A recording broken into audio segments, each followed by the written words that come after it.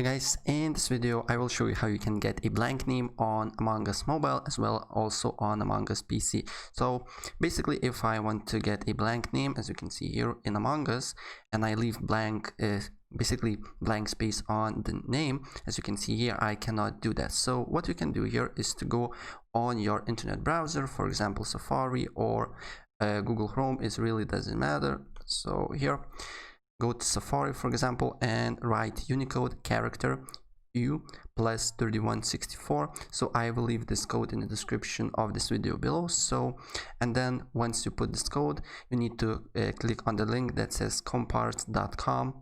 Probably it will be the first link here.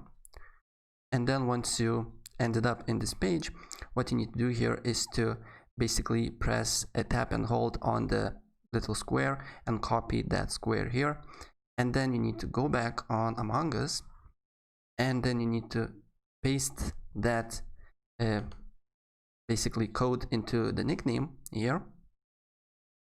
Paste it, press done, and if I, for example, host or join new server, as you can see here, my name is blank, so there is nothing in my name. So guys, if I help you out, please press like button and subscribe for more. Take care. Bye.